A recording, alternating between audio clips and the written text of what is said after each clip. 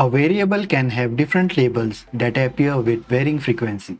Some categories may be shared among observations, while others may only appear in a few. Categorical variables often have few dominant labels that can make up most observations. For example, in the country column, the country USA appears 2,944 times, whereas the country Afghanistan appears only once, and many other countries appears very rarely. Label that appears in a tiny proportion of observations are considered rare, usually when they appear in less than 5% or 1% of the population. This video will teach you how to identify these infrequent labels in a categorical variable. We will use the movie database.csv dataset to learn how to quantify and create plots representing rare labels using Pandas for analyzing our data and matplotlib for visualization. So first open Windows Explorer and create a new folder for housekeeping tasks. I have named mine Feature Engineering, but you can choose any name and any drive you prefer. Once you have created a folder, open it and create a new subfolder specifically for this video. Paste the movie_database.csv file within the subfolder. The link is in the video description. This will allow you to follow along with the tutorials. And we are going to open our Jupyter Notebook file in this folder. Click Start. In the search bar, type Anaconda prompt. If you cannot find Anaconda prompt, that means Anaconda distribution is not installed. So watch my video on installation of Anaconda distribution. That will install Python package as well. Link will be in the description and in the cards. So as you can see, we are in base environment and in C drive. I will be working in the base environment. If you want to create a separate environment, you can watch my video, Important Conda Commands. Link will be in the cards or the description. For this video, we need two libraries, Pandas and matplotlib, and we will use NBBlack to format and prettify our code. To check whether these two packages are installed in our environment, we can type conda list, press enter. As I see, I have these packages installed in my base environment. If you do not have them installed, you can install them by writing the command mentioned on the screen. To open Jupyter Notebook, go to Windows Explorer and copy the file path from the address bar. Go to Anaconda prompt and you have to select the drive in which you will be opening your Jupyter Notebook. So in my case, it is E drive. So I will type E:, press enter. And now I will type cd space and I will paste the file path. Press enter. So notice that I am in my E:, and the file path where I have pasted my movie_database.csv file. And here we are going to open our Jupyter Notebook. So let us type Jupyter Notebook, Jupyter Notebook, press enter. So our Jupyter Notebook is now open. So now we are into our Jupyter interface and we can see our movie_database file over here. To open Jupyter Notebook, click on New and Python 3. So we have our Jupyter Notebook file ready to write a code. First we will name it Rare Label. So as usual, first we'll import our libraries. So we have import pandas spd, import matplotlib, .pyplot, splt, and we'll load our extension NBBlack to prettify our code. Press Shift Enter. Next we'll load our dataset. We'll assign a variable called data. We'll type pd.readcsv, press tab for auto completion, in parentheses, quotes, and type movie, press tab.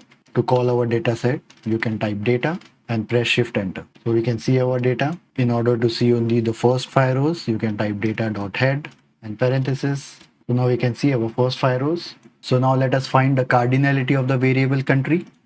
So data, square brackets, quotes, country, dot n unique. So we have 46 unique values in our country column.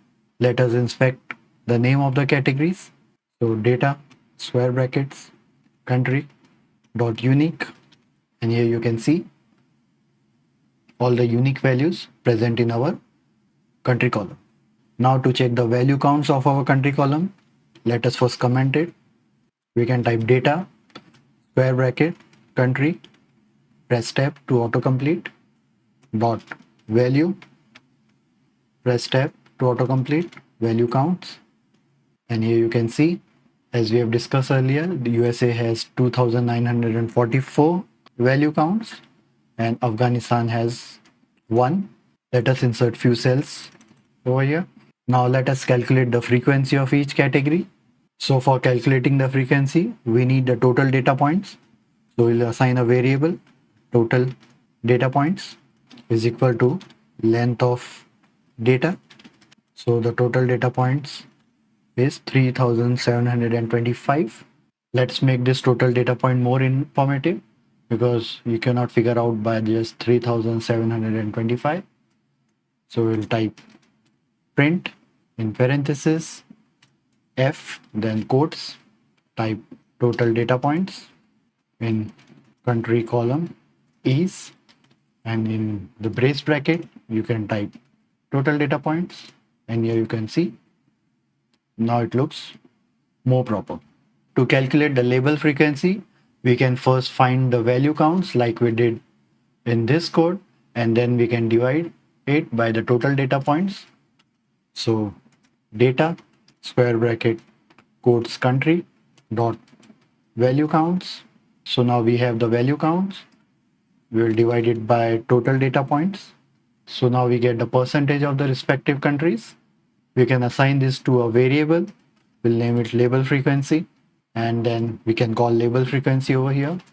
It will give the same output, but since this is a percentage, I like to multiply this by 100.